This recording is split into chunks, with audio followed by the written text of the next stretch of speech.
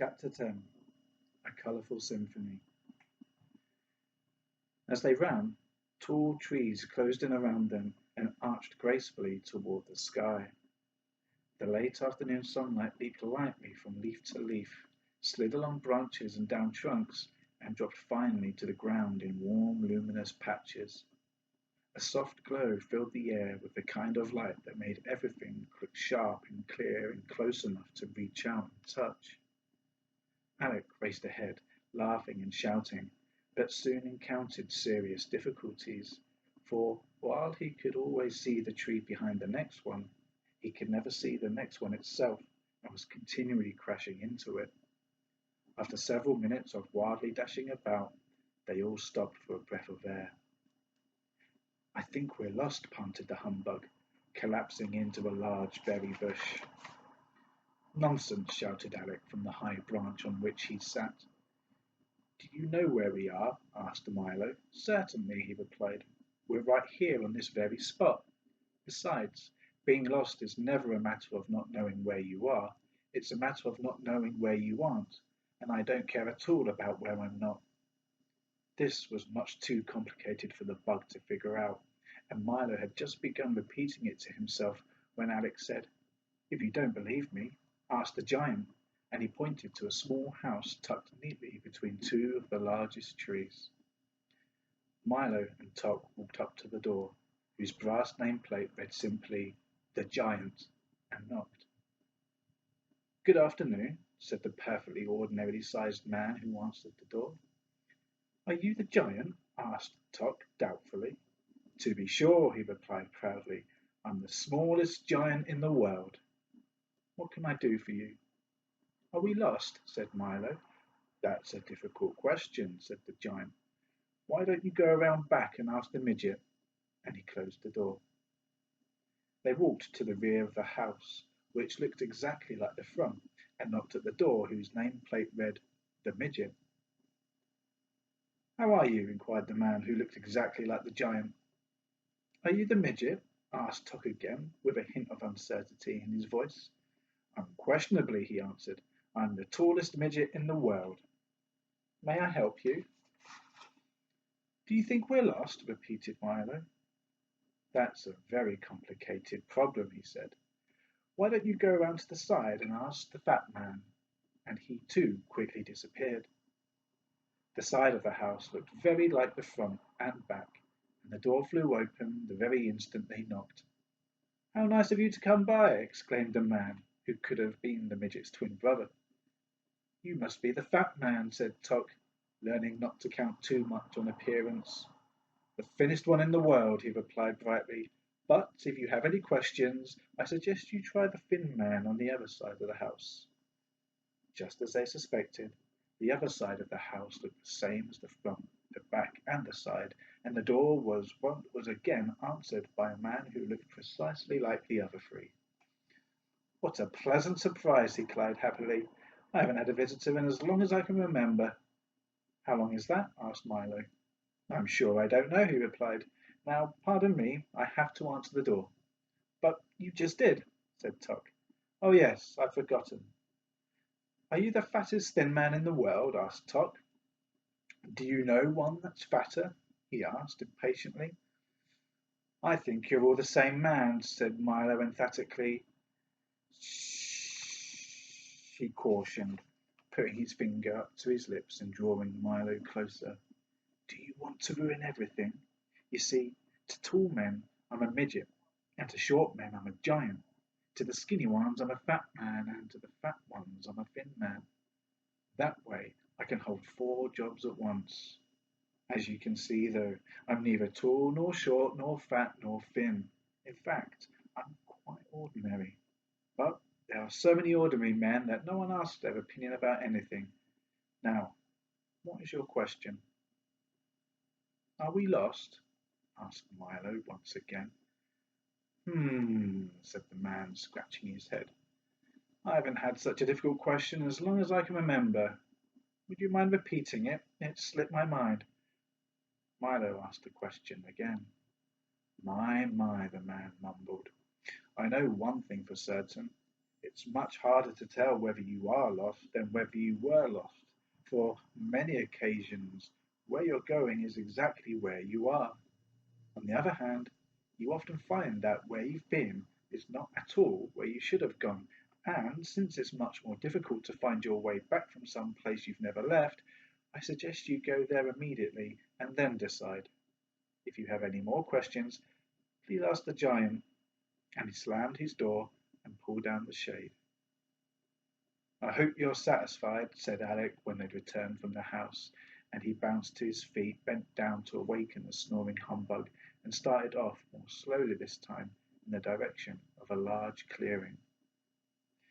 Do many people live here in the forest? Asked Milo as they trotted along together. Oh, yes, they live in a wonderful city called Reality, he announced, smashing into one of the smaller trees and sending a cascade of nuts and leaves to the ground. It's right this way. In a few more steps, the forest opened before them, and off to the left, a magnificent metropolis appeared. The rooftops shone like mirrors, the walls glistened with thousands of precious stones, and the broad avenues were paved in silver.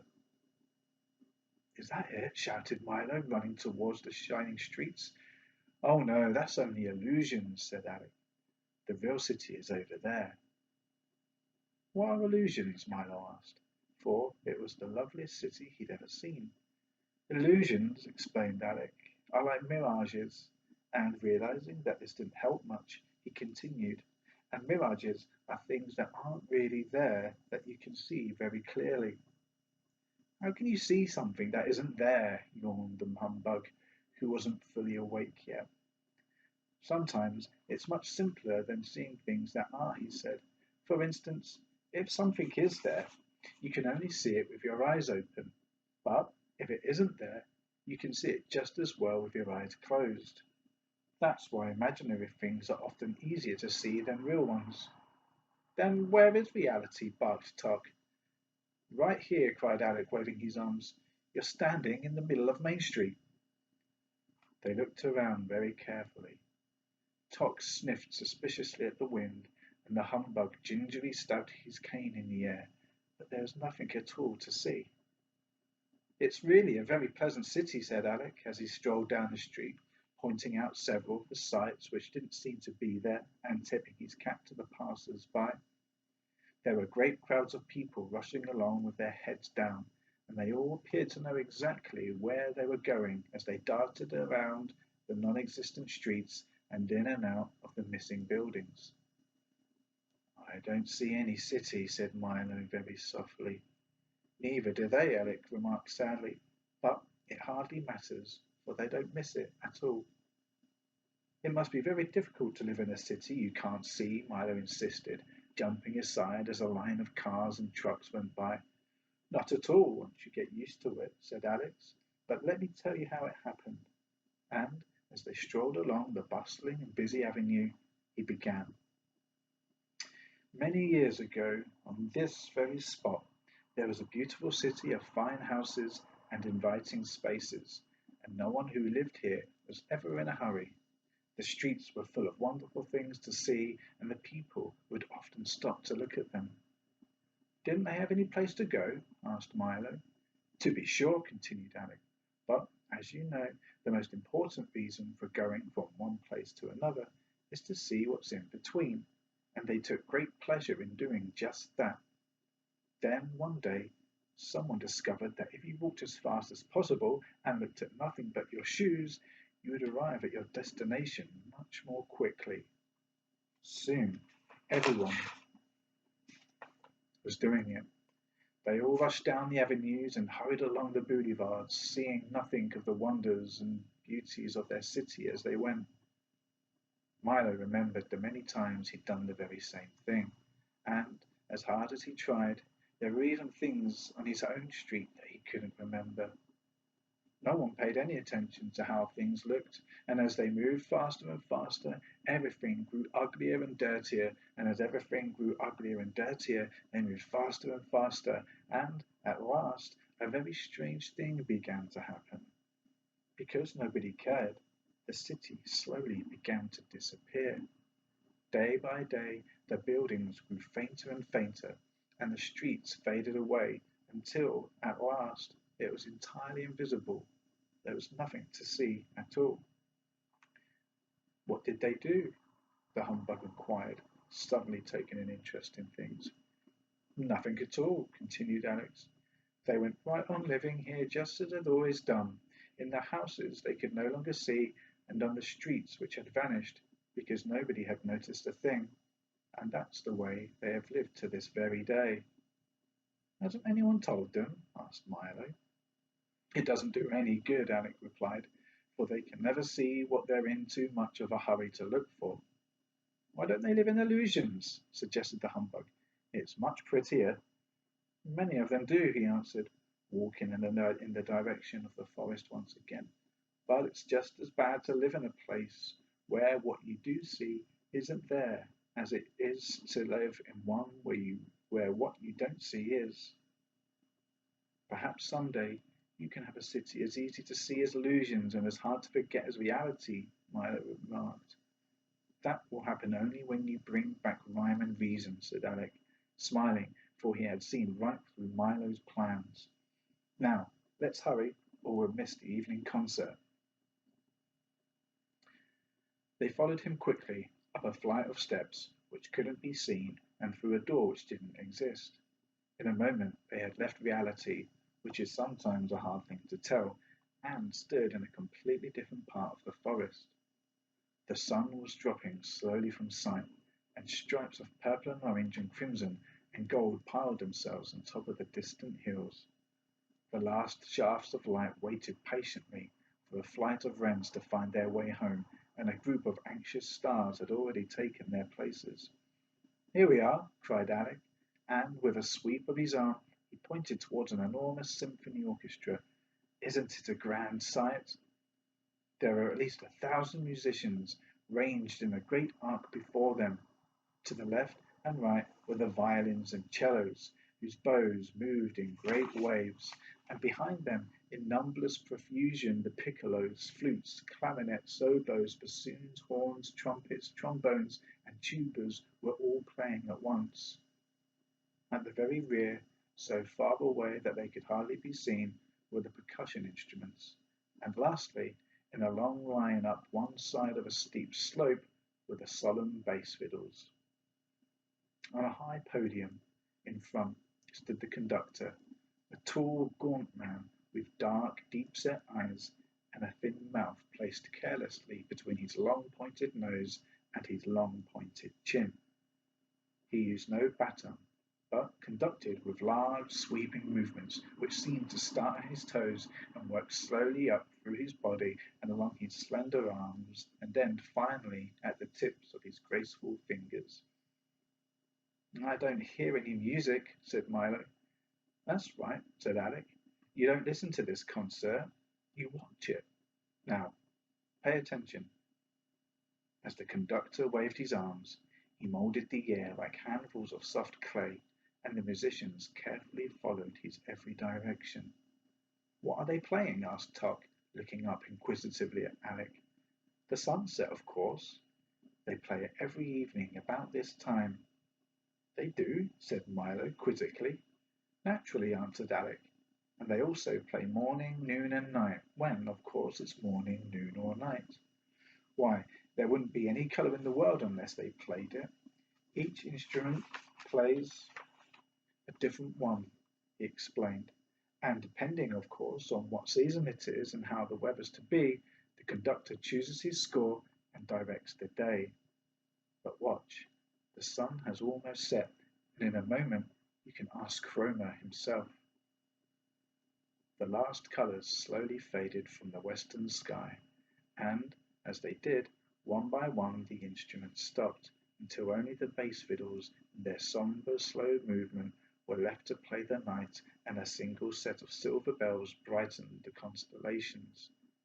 The conductor let his arms fall limply at his sides, and stood quite still as darkness claimed the forest. That was a very beautiful sunset, said Milo, walking to the podium. It should be, said the reply. We've been practicing since the world began.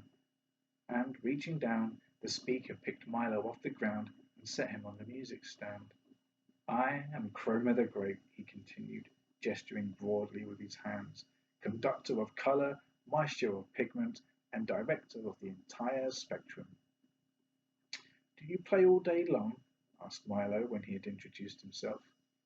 Ah, yes, all day, every day, he sang out, then pirouetted gracefully around the platform. I rest only at night, and even then they play on. What would happen if you stopped? Asked Milo, who didn't quite believe that colour happened that way. See for yourself, roared Chroma, and he raised both hands high over his head. Immediately, the instruments that were playing stopped, and at once all colour vanished. The world looked like an enormous colouring book that had never been used.